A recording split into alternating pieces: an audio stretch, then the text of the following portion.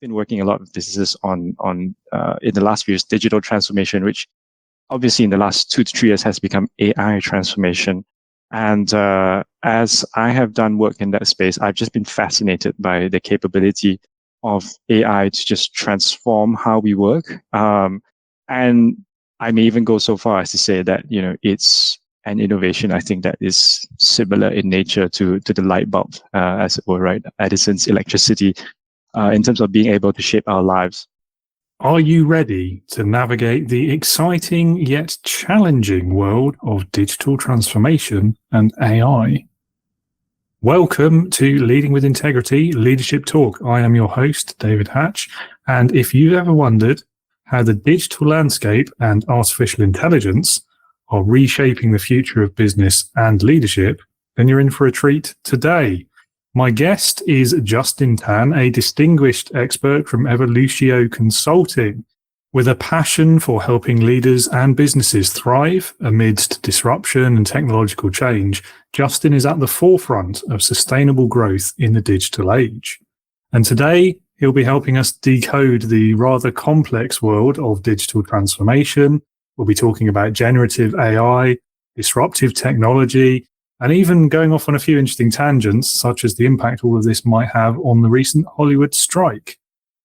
He's going to help us to shed some light on the dynamic role that leaders and managers can play in this evolving landscape, and providing you, the listener, with some invaluable insights and strategies, some practical tips that can help redefine your leadership approach when it comes to leveraging technology. The AI won't do it for you. Leading in tech. This month on the podcast, we are talking about the intersection of technology and leadership, the opportunities and challenges faced by tech leaders and managers in the technology sphere. We'll be going back and forth, really, between some of the people aspects of leadership that are very relevant to tech industry companies and leaders. And then, like today's episode, the more technology-focused issues and some of the implications that that technology can have on the people and on the leadership side of it. This is Leading with Integrity Leadership Talk, the podcast for first-time managers who are working in tech-driven businesses and teams and who want to be more effective, people-first leaders.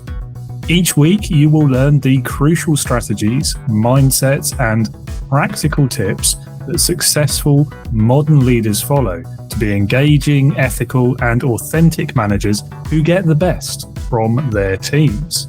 And we'll achieve all of this via weekly conversations with leaders, with leadership experts, entrepreneurs, and business owners, people who have already walked this path and have some amazing insights to share, with an added sprinkling of occasional solo episodes and some group chats where we'll have multiple guests. My name is David Hatch, and I will be your host. And leadership has always been a passion for me. After a career spent in a series of small businesses during 15 years in the aerospace industry, 5 or 6 of those at the end of that career were in a space startup in the UK. So trying to launch satellites into orbit, very cool stuff. And through all of that experience, I learned that the secret to successful management is in the ability to apply great leadership. And in turn, the secret to great leadership, it's all about your integrity, putting people before profits.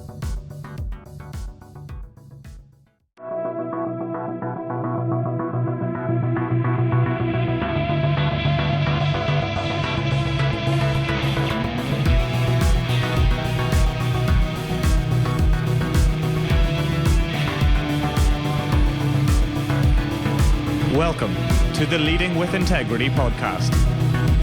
Leadership talk for the modern manager. With your host, David Hatch.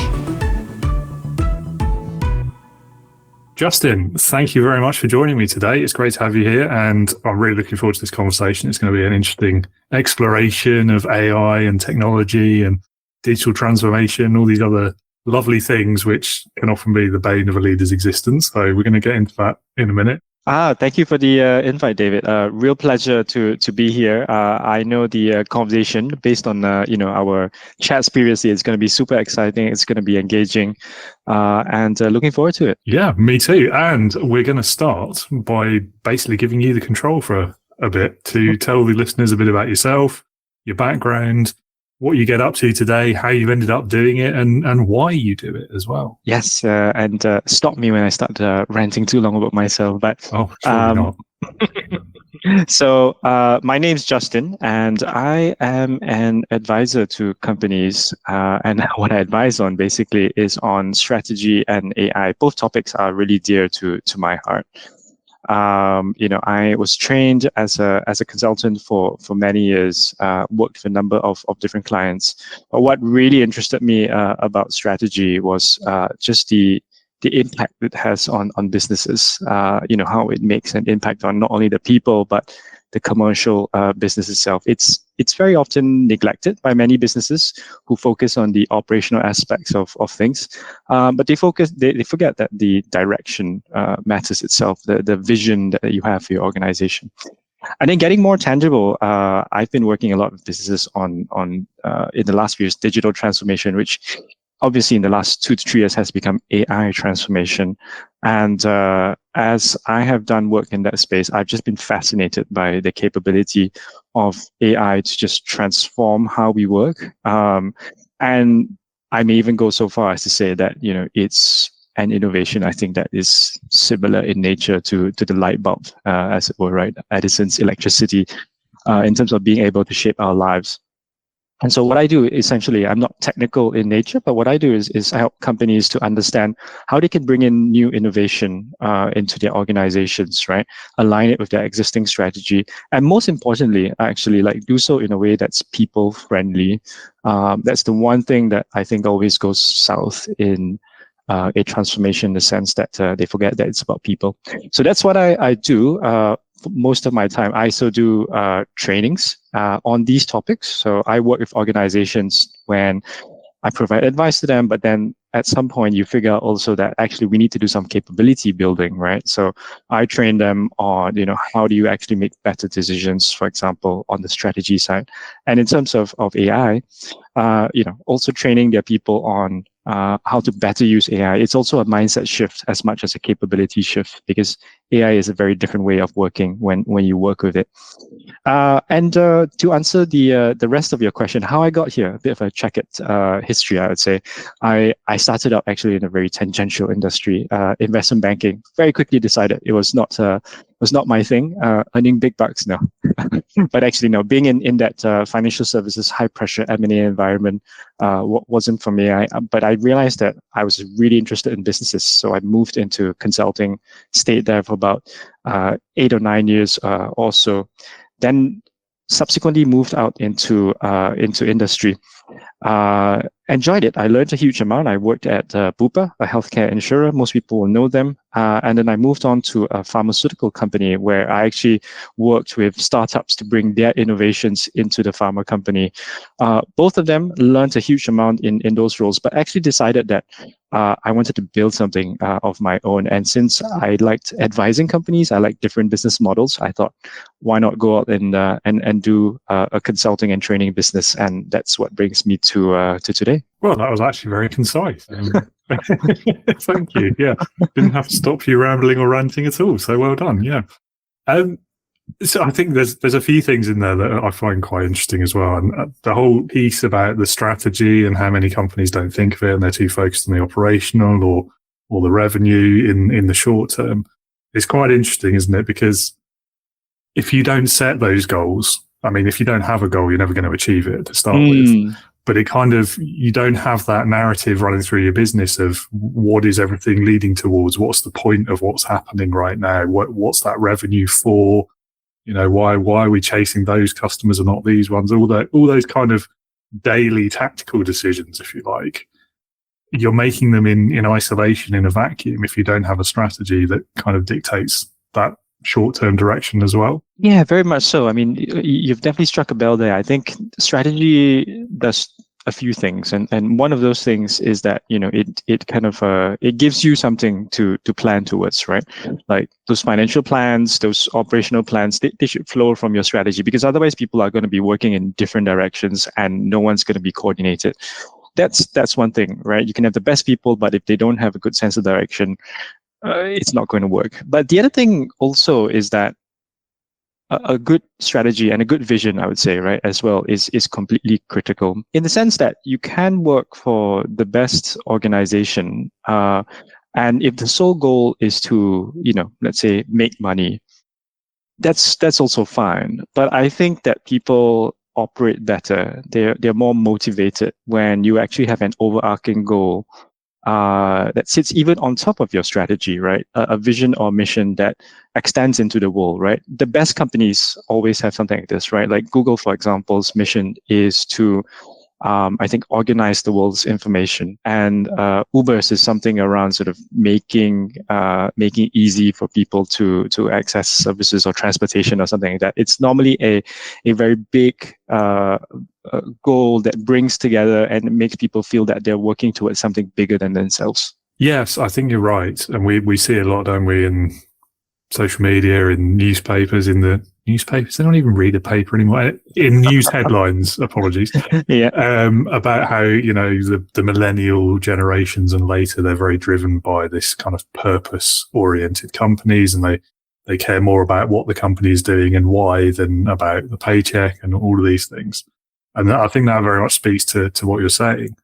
I'm not sure I believe they care about that more than the money. I mean, as a millennial myself, it's not that I don't care about the purpose. It's just I wouldn't say it's more important than being able to pay the bills and keep the roof over my head.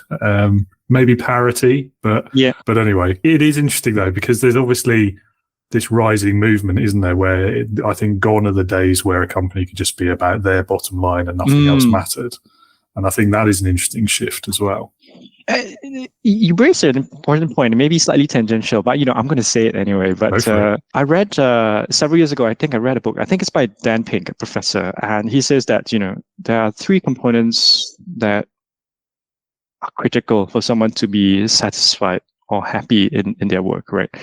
And of course, the money is a very big part of them. But he also said that mastery is very important. So mastery being the sense that you can become good at something, you can see yourself improving over time. Because as human beings, you want to see progression, right? You don't want to be static. The other one is, as you said, is purpose, right? That's really important because people want to know that they're doing something a little bit bigger than themselves.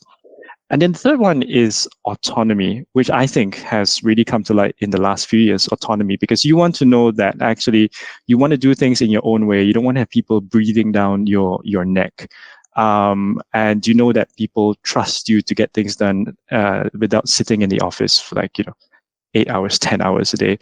And I found that these messages really resonated with me, right? And every time I've moved to a new role, I assess it based on these three conditions. Yeah, no, I really like that. And the autonomy one in particular, I think, I don't know, I feel like that's always been a priority for people. I think maybe what's changed in the last few years is that kind of flipping on its head of where the power in the relationship was between the employer and the employee. I think what happened over COVID and lockdowns and enforced remote working and then the Great Resignation as well, and then quiet quit, all these other buzzwords that have come out since then. I think all of those things were really kind of a symptom of a change in that workplace relationship. And maybe that means that employees now have more ability, more autonomy over their careers to be able to demand more autonomy in their jobs. I would hope so. I think it's an important thing, right? Because you don't want to be running a sweatshop. At least I don't want to be running a sweatshop, right? As it were. I don't think it's a good place to be in. I don't want to be in. So I want to make sure that people that work for me are not in that type of environment. Yeah, indeed. And again, you read things about some of the big corporations and like high profile CEOs and things and what they're saying. And you wonder whether that narrative is about to flip back again. I hope it's not. I feel like we've been making progress the last few years, but I suppose time will tell. Yeah, you do get them, right? Like you have Elon Musk very famously Yes. with his businesses, right? You either get into the office 5 days a week or we sack you.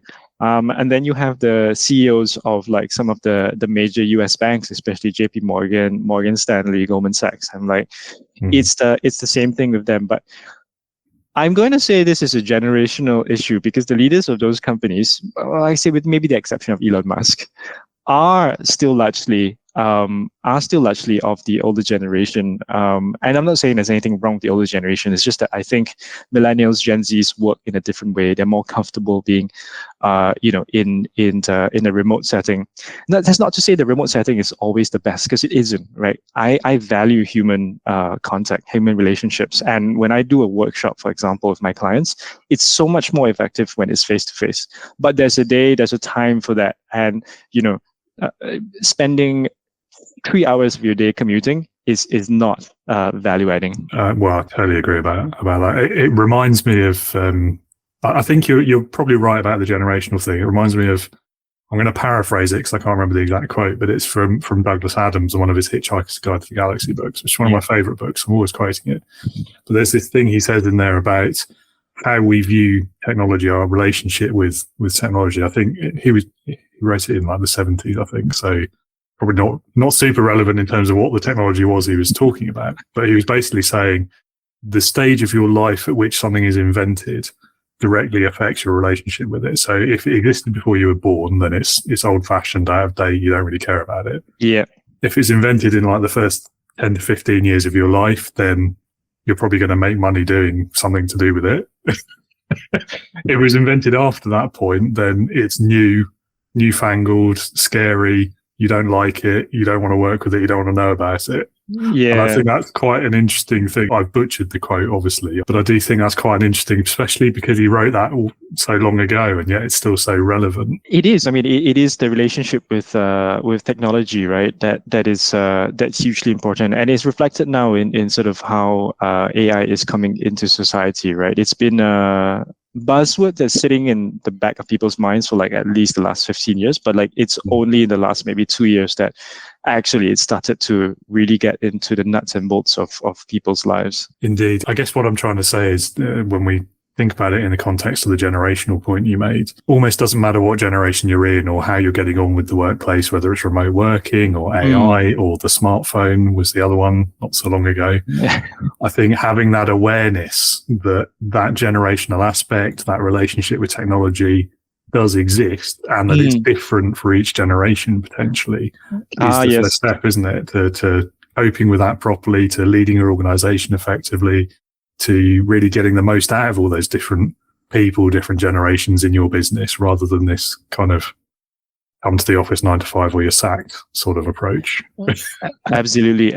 And even within generations itself, right? Like that's a very big group. One generation is a huge group. And I was talking a few days ago to the chief marketing officer of a company, and obviously we were talking about AI. And he was saying that the attitudes towards AI did differ in his team, whereas you had a lot of his team who were really excited about it and its ability to really transform their work. One particular team, the creative team, was actually completely resistant to using it at all, because there was the perception that AI actually, their jobs were the most at risk from AI, right? Because right now you have like image generators that would be creating images that they used to be doing, and then creating presentations that they used to be doing. So their reaction was almost flipped, right? Whereas they should be engaging it, bringing it into their work, actually upskilling themselves so that it worked alongside technology. They became completely resistant and just said that I don't want to engage with the technology at all.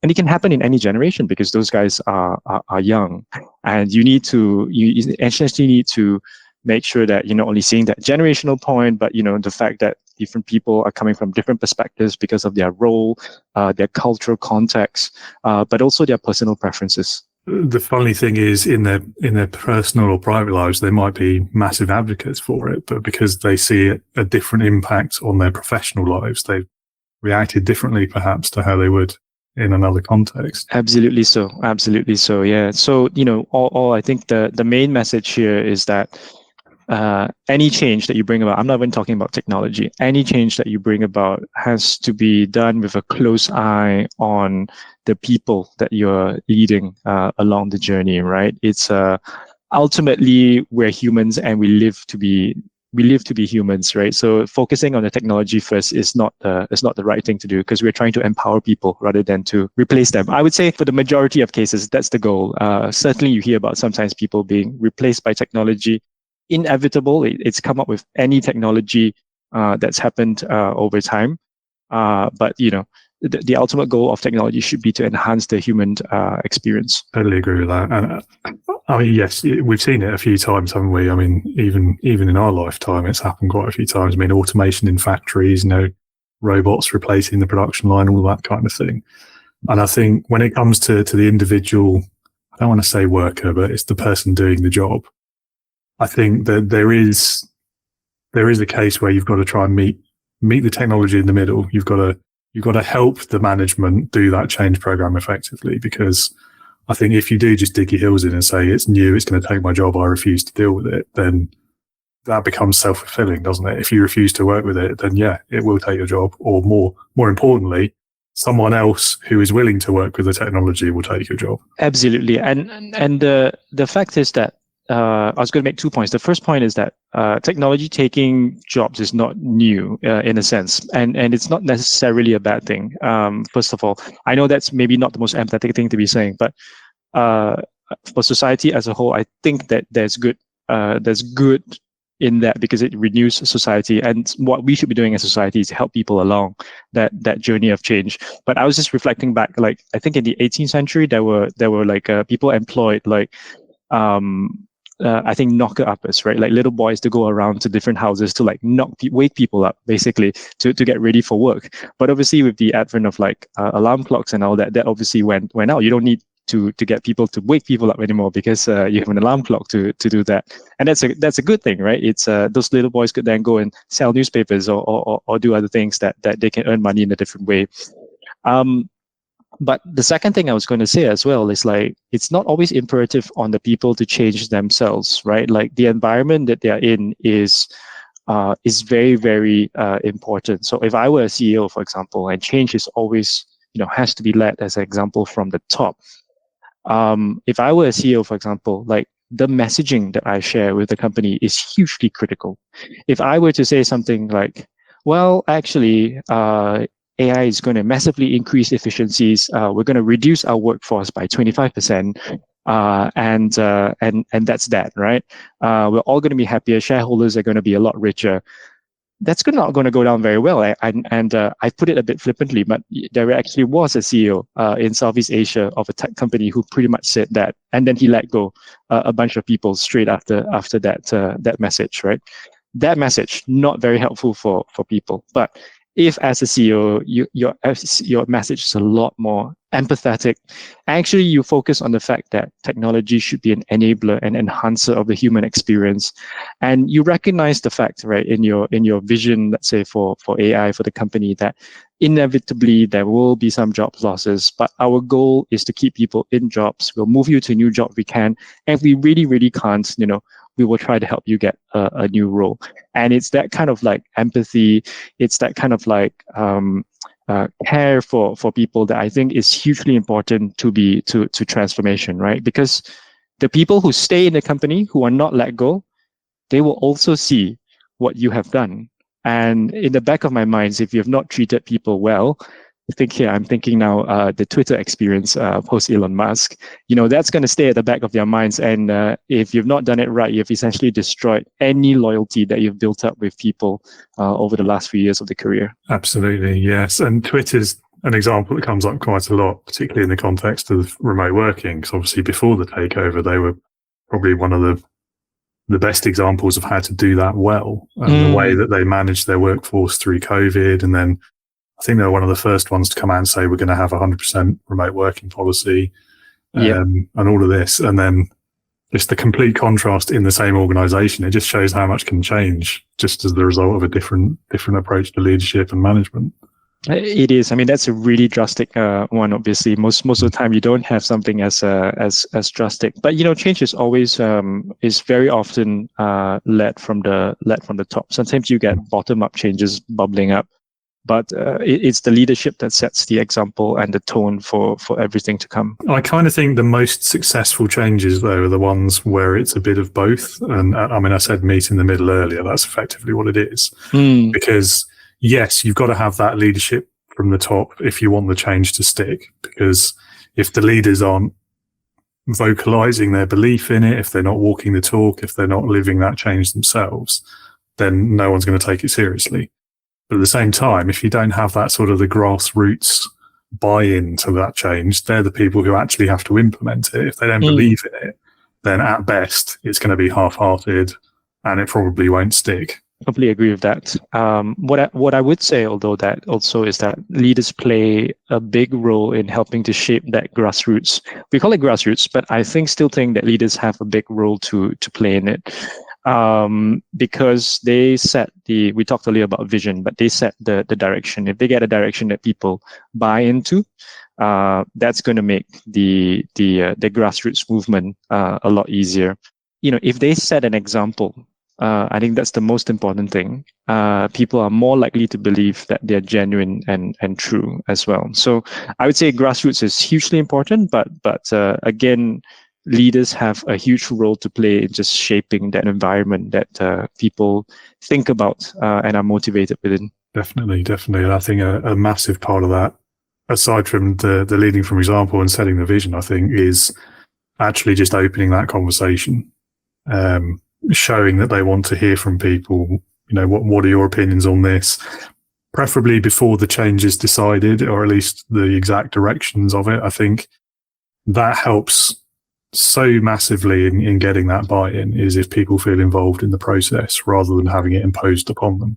Yeah. I love that point. Actually, one of the things that we do when I do a transformation, whether digital or AI, is that we encourage obviously leaders to communicate the vision, or at least the direction, but also actually to get the opinions of the people in the organization.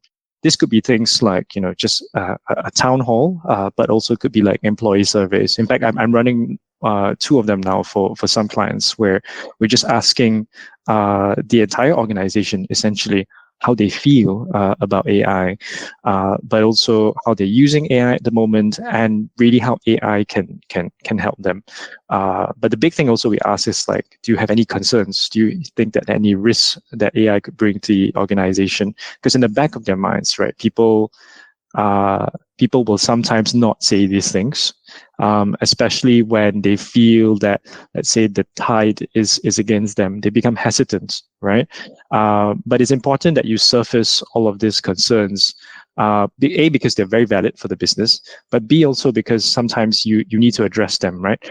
A lot of the times people have peers that are sometimes very founded, but sometimes not founded. And actually, if you become more familiar, more aware of what's happening, you can address those fears directly. But if you don't know that people have them, you can't, right? Oh, exactly. Yes. And again, I mean, there's parallels with other aspects of leadership there as well, isn't there? I think the leaders who don't want to hear about problems and, bring me solutions only, that old buzz phrase, but you actually want to hear what people think the risks are, what their problems are, what the mistakes have been, where we've gone wrong.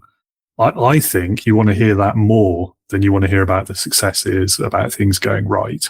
Now, obviously, you want to make sure you're always aware of those things, but I think it's more important to know what's going wrong, because if you don't know about it, you can't fix it or you can't solve it. Yeah, and that's such a good one. And it requires a bit of a cultural shift, right, in many organizations, because especially I've now consulted to many organizations, and there's often a fear of like just surfacing problems, because they feel like their managers or even their peers or their subordinates might see that they're not doing their job, that they don't know what's going on. That fear needs to be addressed, right, by creating an environment of psychological safety. And again, coming back to obviously the theme of the podcast, which is around leadership, it's hugely set by the top. And Reed Hastings, the CEO of Netflix, wrote a book several years back, which I really enjoyed.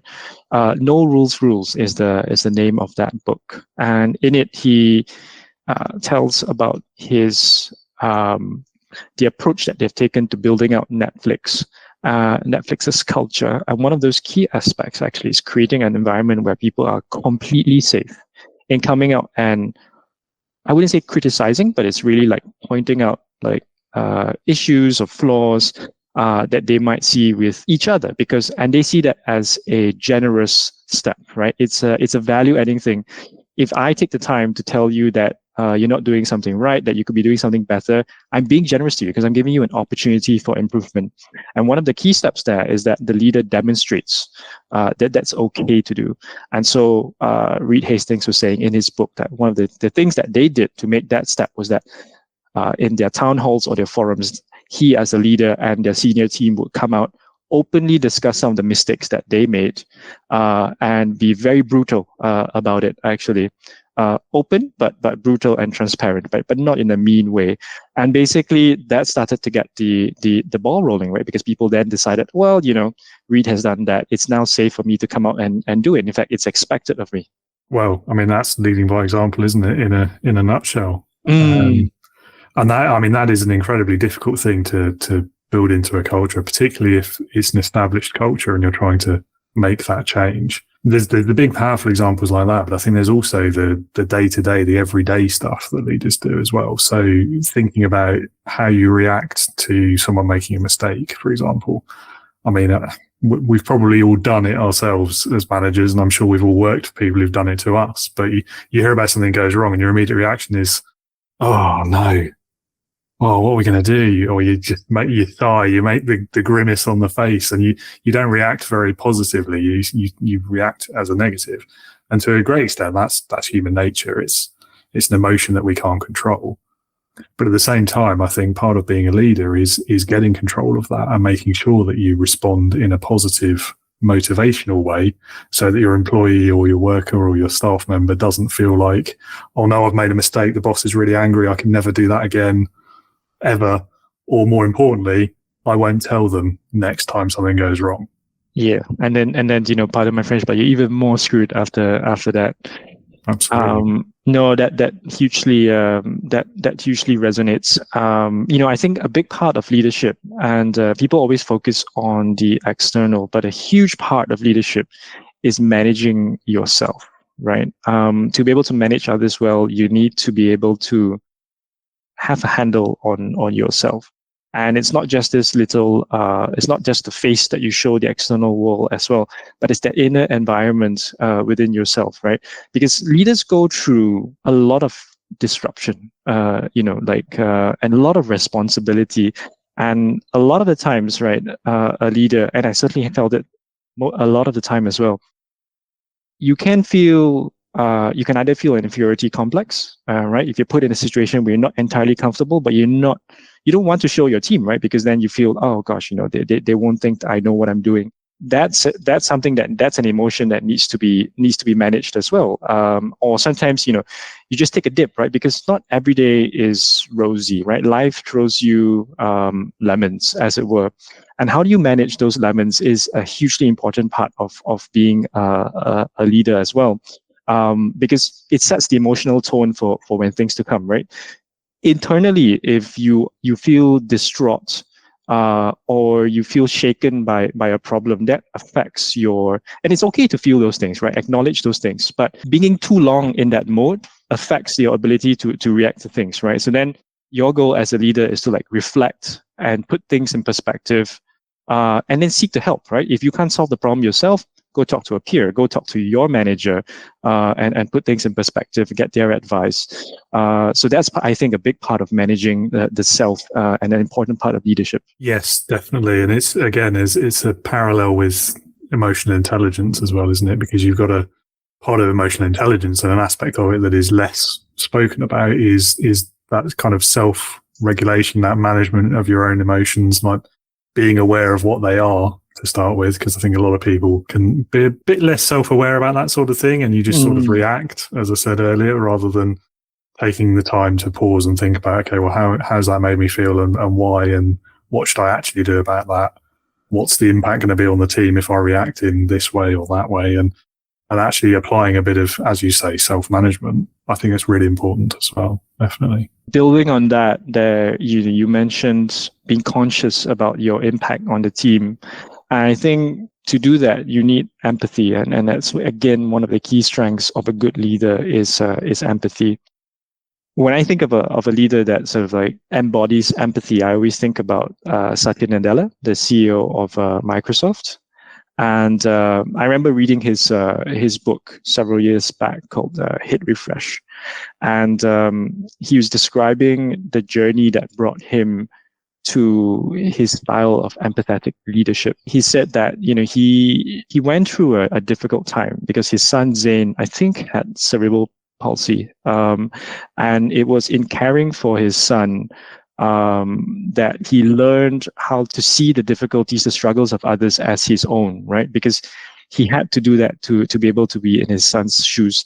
And unfortunately, his son passed away a few years ago after his struggles. But that learning has really shaped his approach to how he manages Microsoft, I would say. I've spoken to Microsoft friends from Microsoft over the years, and the change that has come over Microsoft in the last decade since Nadella took over has been massive. You might be familiar with Steve Ballmer, the previous CEO of Microsoft. He had a very, very different style, very passionate, very boisterous, but sometimes antagonistic in a way. Creating sort of that friction in the organization was actually his goal, whereas Nadella was all about empathy, bringing people together along a common goal, and to make people comfortable, not in a complacent sense, but comfortable in the sense that they're comfortable working together to bring out the best in each other. And doing all these things we've been talking about as well, presumably, surfacing the issues, truth to power, all those lovely things that are really important to a successful culture. Yes, exactly. Well, this has been quite an interesting discussion so far. I've been really enjoying it. I hope you have as well. I'm conscious that I haven't really asked many questions, and we've sort of covered a lot of the things I wanted to talk about already. So we've covered, I think, what a successful strategy, what an effective digital transformation looks like. We've seen some of the pitfalls to avoid as well. And I think we've probably talked a bit about the role that AI could play. But I mean, so if we talk about the generative AI, ChatGPT is the buzz phrase lately, isn't it? Everyone's starting to use it. Everyone's talking about it. Everyone's saying if you're not using it, you're going to fail as an entrepreneur and all of that kind of stuff. So what do you think the actual long-term impact of it is going to be in terms of the way businesses operate? I think I sort of alluded to it earlier when I said that, I thought that the advent of AI in its current form is, not incomparable to like almost the advent of, I say, the light bulb or electricity, in the sense that it is a foundational technology, right? Like the combustion engine as well, because it sets the platform on which new technologies, new innovations, new ways of working can come into play, right? It's the basis on which you can start to build bigger and better things. So on that note, what I think is that it's going to be a huge step change in the way that we work, that businesses operate, and already we're seeing use cases that are brought across the entire organization, right? We talked about you and I, before we hopped onto this call, we talked about the impact that it has on customer services, right? Already we're seeing that customer satisfaction might actually be better when AI driven as opposed to humans, right? Because we're saying humans can sometimes take a lazy day off, but that's not going to be the case for AI, right? It's having an impact on marketing functions. It's having an impact on the HR functions, and so on and so forth. And even like new products in R&D, that's going to be impacted by AI as well. And I think in general, when you think about it, the thing is that this particular AI change is particularly powerful because it's democratic. Many other technology changes that I've worked with over the last few years or last decade or so, they've been quite top-down in nature, right? Like you get a CRM system, you put it in place, or you put in a new finance system or ERP system. They tend to be quite monolithic / top-down, right, or functional in nature. But this AI wave is hugely democratic, right? Everyone can get onto ChatGPT. Everyone can use it to improve their workflow or the way they operate, as long as they have the creativity and the mind to do it. So I think that's one of the major things that will make it a lot more encompassing. And I think the goal of an organization or any team should actually be to create the opportunities for bottom-up innovation with AI and generative AI to arise, right? Already I'm seeing in some organizations, I heard a term recently, and it was like hidden cyborgs within the organization, people who are already using generative AI to a huge extent, but they remain hidden away from the organization. It's about bringing these people into the light, giving them the opportunity to showcase their work and to share it with others. So, long story short, I think the impact is going to be hugely all-encompassing. It's going to come with a lot of disruption for sure. People are going to have to find new ways of working with it. But I think in the end, it's going to require a mix of both like top-down and bottom-up impetus to drive that change. One of the things that really interests me about just technology generally is the pace of change. And if you look at like the last century and a half, and coming from an aerospace background, I always put this in the context of aircraft, right? Because I'm a bit of a plane geek, as my friends would say. So if we go, 1903, right, the first manned flight happens. Less than 50 years later, we're achieving supersonic flight. And then another 20-ish years after that, standing on the moon. The pace of change in a 50 to 60 year period there is just incredible. I mean, you look back now and it beggars belief almost. So do you think we're, with AI in general and the generative aspect of it in particular, do you think we're seeing the start or the end of another kind of cycle of that change? Where do you think we'll be in another 50 years if you had to be a futurist for a moment? Yeah, well, not a futurist by profession, but what I would say is that I think this AI wave is only at the start. Actually, I read a recent paper by McKinsey, and they were saying they had estimates basically on when various capabilities would be reached. For example, the ability to like interpret complex passages and stuff like that, was way out. 5 years ago was way out into like the 2030s, for example. And then the recent wave of AI has brought all of these expectations of when these capabilities will be reached a lot closer in. And I think I'm not clear yet whether the current set of technologies will bring us to what the industry calls like artificial general intelligence, where the AI essentially matches the general capabilities of a human brain. And that's for me is the massive benchmark, right? Essentially because the AI maybe in a way almost becomes sentient. The key difference between the AIs now and AGI or artificial general intelligence is that the AIs are really good in a specific task usually. Large language models by ChatGPT are good in a broad range of tasks, but they're still quite limited, in terms of the capability, and they don't really have true understanding of the world around them.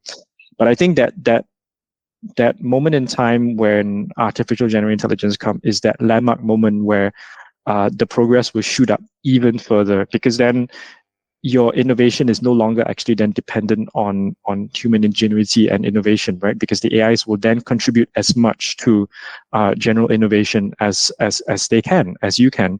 So when that moment comes, I don't know. I don't even know if it built on the current set of generative AI technologies, right?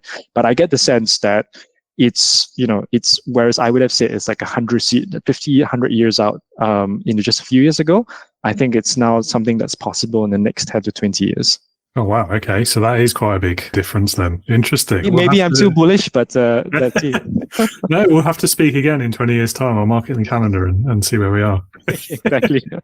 Yeah, I mean, it's certainly an exciting time to see all these things developing and the capabilities. Possibly scary if you think about it in the wrong way, but I choose not to do that. So yeah. I mean, it's you're right to bring that up. I mean, you choose not to think about it, and I choose not to think about it. But it's very right that people are afraid of it, because in Unchained, AI can cause massive damage to the world, and that's why I think it's imperative that governments, companies themselves self-regulate, put governance around the issue, because there's huge scope for bad actors, right, of any sort to abuse AI, right? Just like any other technology, it can be used for good and for bad. And the more powerful the technology, the more the better the good, but also the worse the bad, as it were. Yeah, definitely. So one thing that springs to mind actually on that, I saw a video the other week on, I think it was on Facebook somewhere, but it was these Boston Dynamics guys, the robotics people. Yes. And they obviously, their social media has blown up since a couple of years back with the dancing robots. I'm sure everyone would have seen that video by now. But this one was new to me. I'm not sure it was all from them, because it was one of these sort of compilations of clips of different robots.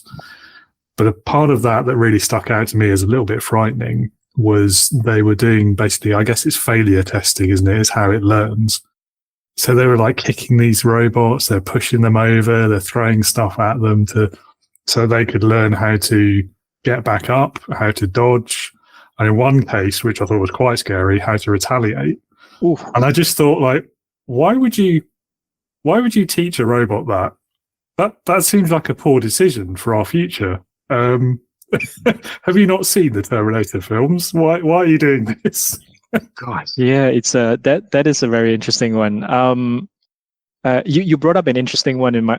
Have you heard of Isaac Asimov's three laws of robotics? Indeed, yeah, big fan of his writings. In fact, yeah, and obviously for listeners here who are less familiar with that, right? The three laws of robotics are basically, the first law is that a robot should do no harm to himself, and then the second law is that should do no harm to a human, and then it supersedes the first law basically. Or I can't remember if the other way around, but certainly the harm to the human is more important than the harm to a robot, and it's almost part of the robot's constitution, as it were, right? Basically, it cannot be overridden, and I think we may not build something like that, but some sort of governance and constitution is required, right? Because you can't have robots retaliating and punching humans, basically. Yes, it was a little bit more personal a retaliation than that, but I'll send you the video off. Okay. Yeah. It was a kick, and it was not of a nice place to be kicked. Oh gosh. Okay. Yeah. You don't want to mess with the robot. Well, quite. But then, we're living in the age of generative AI, which can now be applied to video. It might have all been fake, and I just can't tell the difference.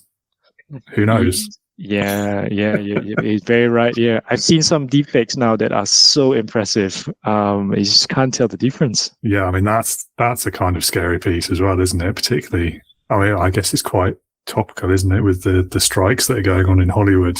Part of the reason behind that, of course, is this whole deepfakes thing. And yeah. I remember just a few years back when they did, some actors, and they did they had the ability to basically age an actor or make them look younger, right? I always thought that was super impressive.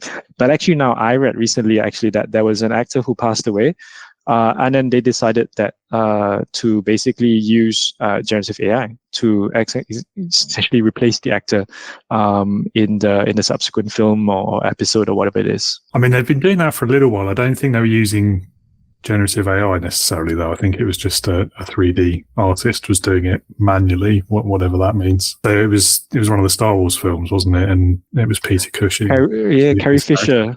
Yeah, they did Carrie Fisher as well, but obviously she hadn't died at that point in that film. But anyway, yeah, interesting. I'm not sure where I sit on the ethics of it, because particularly with things like that, where it's a character, an actor, it's a face that we've all grown up with.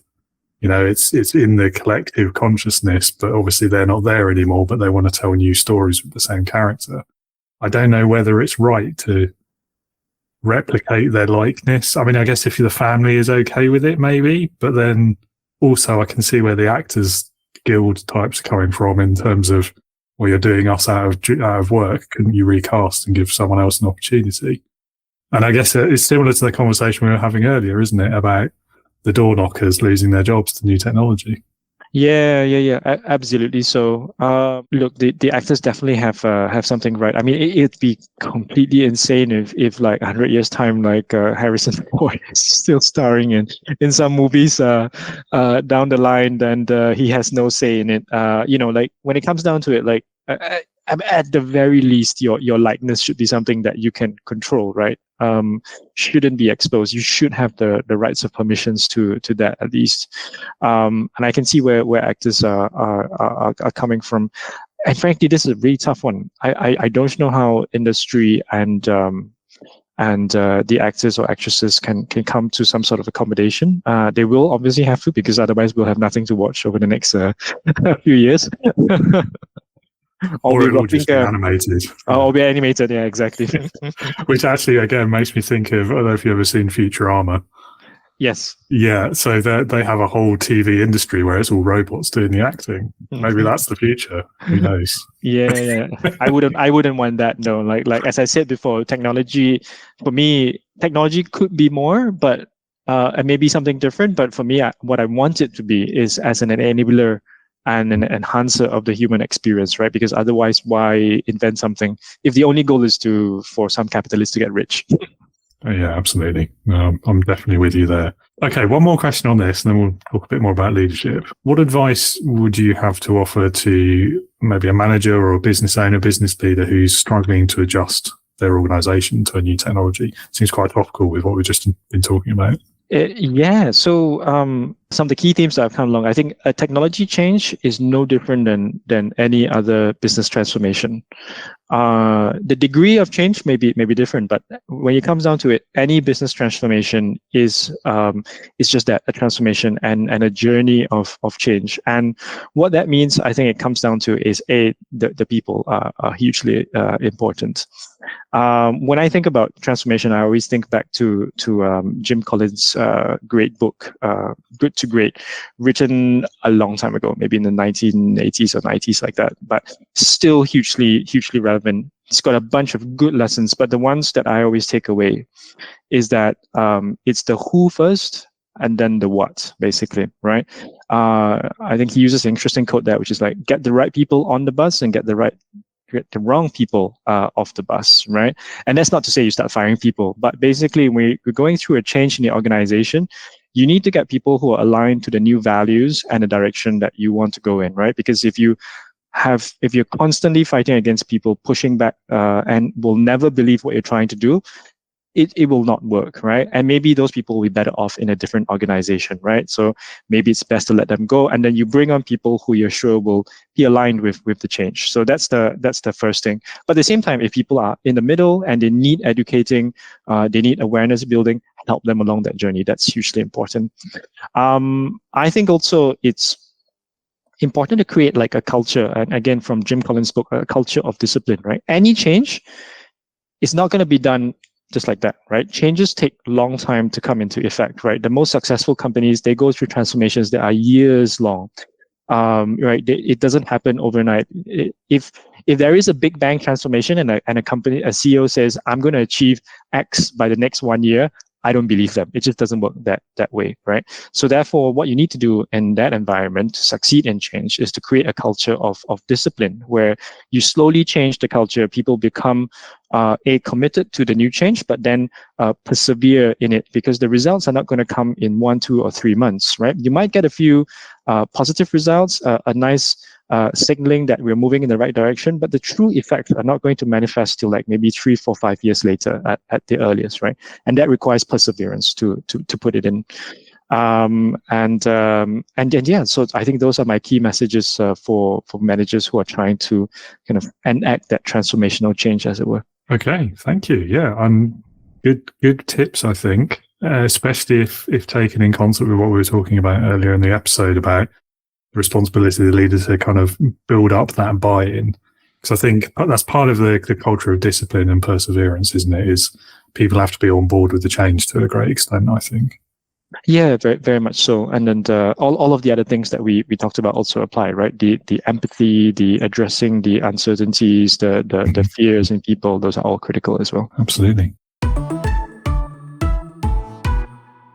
As far as your own experiences of leadership, both as a leader and working for others, what's been the biggest lesson that you've learned about how best to lead in your career so far? I think the biggest lesson for me is actually being generous. The best leaders I've been with or have worked with have been hugely generous with their time, with their resources for me. I remember one of the leaders that I worked with, he's one of the guys I look up to most. He'd always have time for me to discuss something, right? Hugely busy guy. He's always working, on various different projects. But if you ask him for that 15 minutes, that half an hour, if you tell him of concern, he will always find time in his diary for you, and he will patiently talk you through it. And he won't be looking at his watch in the meantime, saying, "Oh, I need to go somewhere," right? You know he's listening to you. But at the same time, he's also generous in the sense that he's always thinking about what's good for you, right? I remember he always used to tell me, JT, that's why he called me JT. JT, your success is my success, right?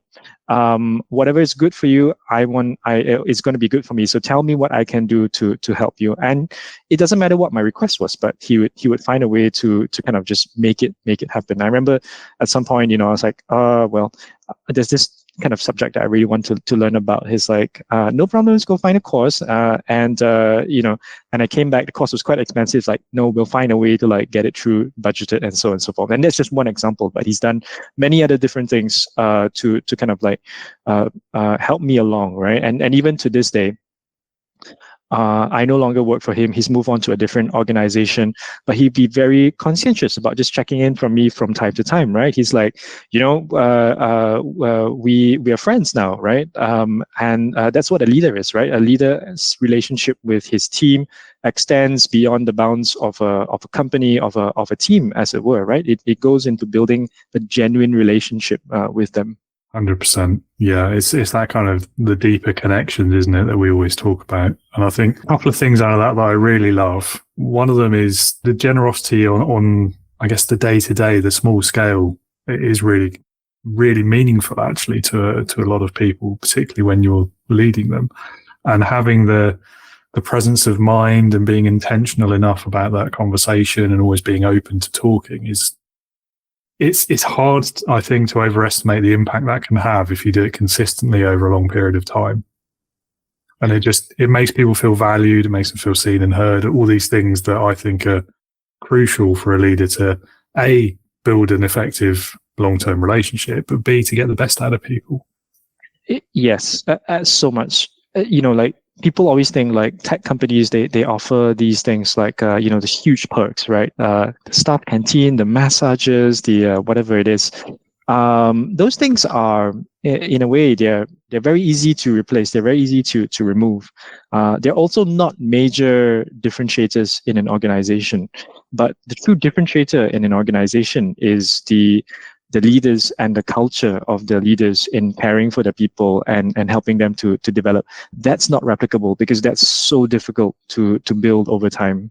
Yeah, I so agree. And it kind of brings me to the second point as well, which is it's about the meaningful stuff, isn't it? And yeah, I mean, the canteen, the free food, the free pizza, the bean bags, the whatever else it is, like none of that means anything. It's just quite often a knee-jerk reaction to a manager finding out somebody's unhappy about something. So they throw another perk into the mix and hope that will shut everyone up and the complaining will go away.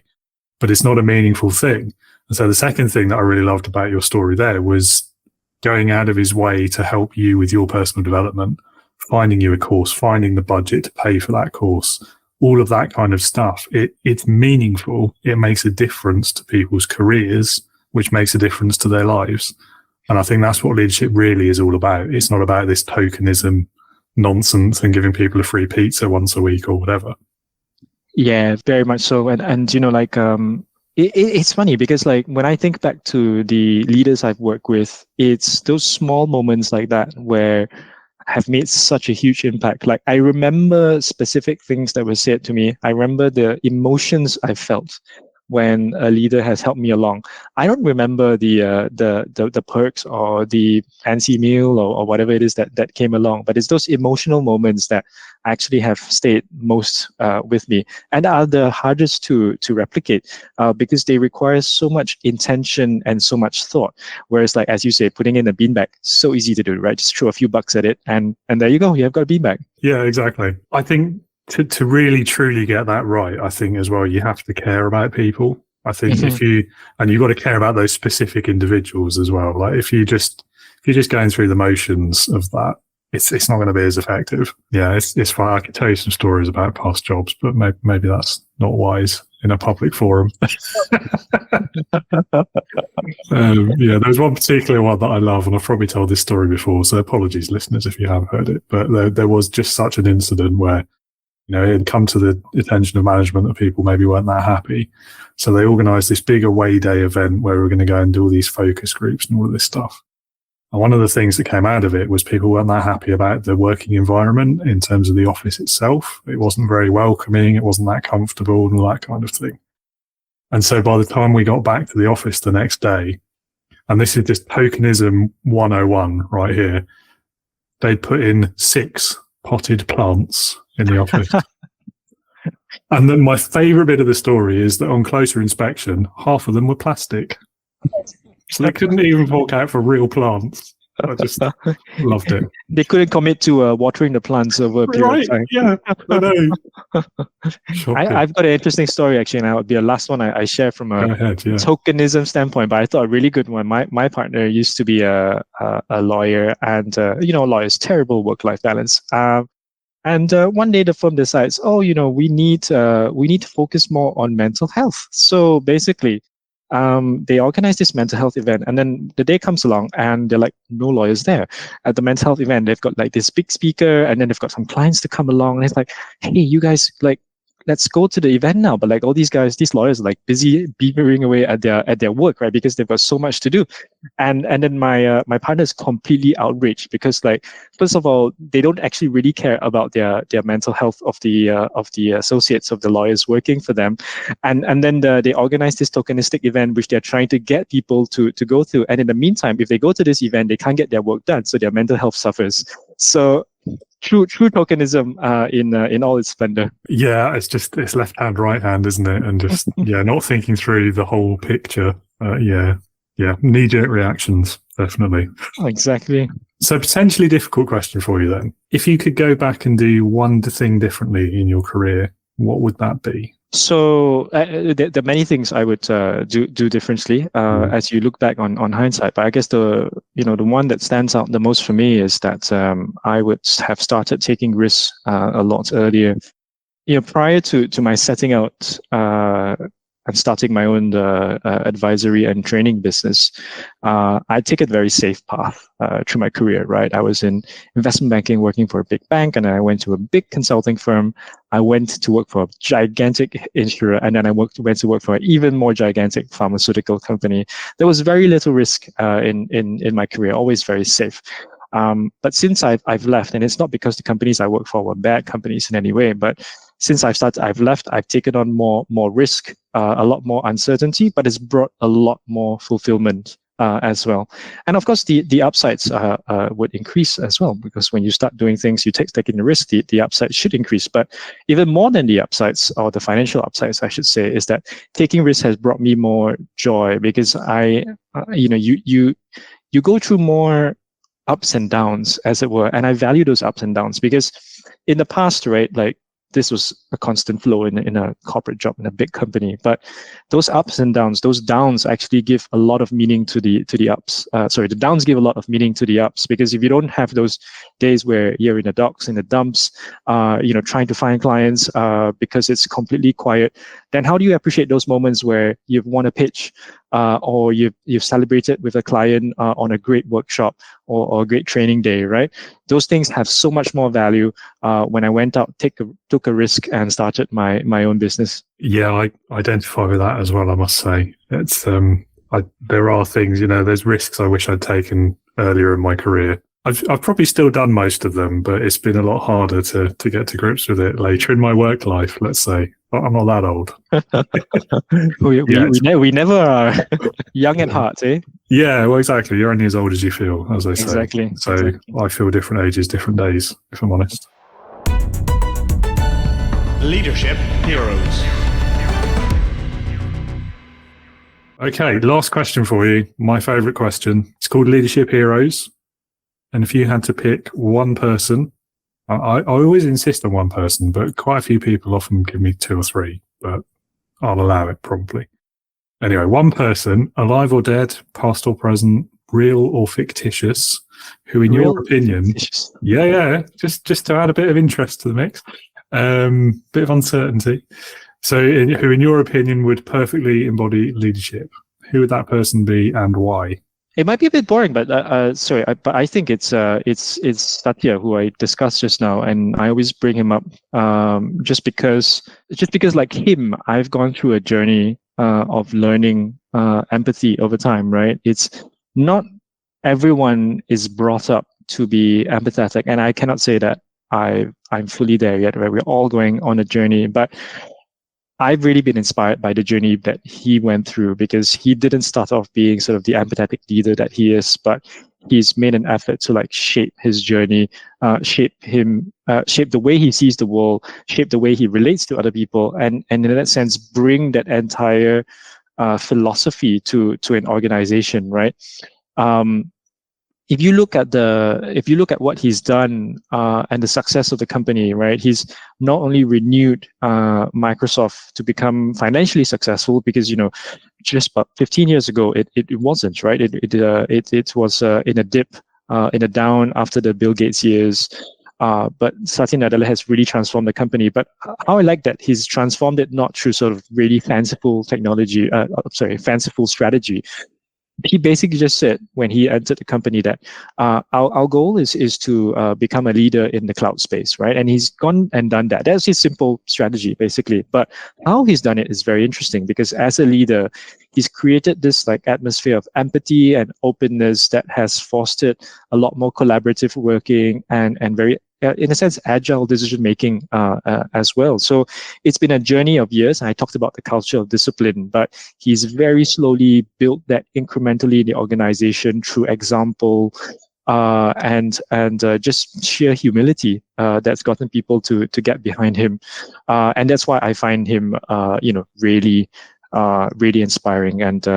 And yeah, so Satya Nadella. And then if I had to pick another one, Barack Obama, but I won't go there. Yeah, we've had Barack Obama before, so I prefer to focus on the other. Not to wildly oversimplify it, but certainly in like popular media and film and TV, this idea that to turn around a failing business, what you've got to do is go in and be really hard-nosed and cut all the costs, halve everyone's wages, sack half the workforce, all this other kind of stuff. But I think this example is really powerful because in a lot of ways he's done the opposite. He's made it more about the collaboration, about leading with empathy and making people feel more valued, because if you make them feel more valued, ultimately their performance increases. There's loads of stats out there around happiness at work and job satisfaction and how that equates to better performance, even better financial performance of the whole business. And I think it's a really striking example of that in practice at a global scale. Yeah, and that's the impressive bit I think you mentioned, is that they've done it at scale, because this is not like a startup, right? To change the culture of a company that big is no mean feat, and it's testimony to his determination, but also just his sheer ability to inspire with humility, right? Absolutely. Well, I think we're almost out of time. So thank you, Justin, for being here today. I've really enjoyed this conversation. We've gone off on some amazingly interesting tangents. I'm sure the listeners are going to enjoy it as much as I have, if not more.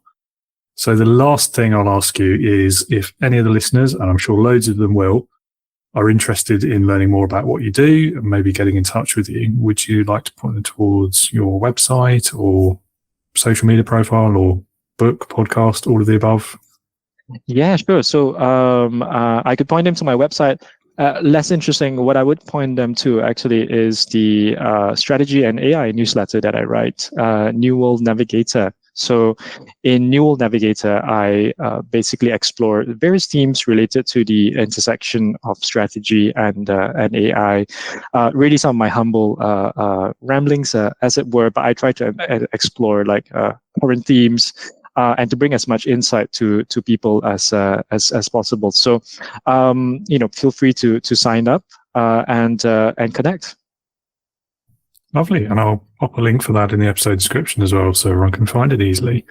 And that's all we've got time for. Thank you again, Justin, so much. It's been great talking with you today. Thank you so much, David. Super enjoyed the conversation and look forward to catching up again, or rather having the next podcast in 20 years where we can discuss AGI. Yes, well, hopefully we'll speak again before that. But yeah, exactly. At the very least, 20 years from now. I'll see you then.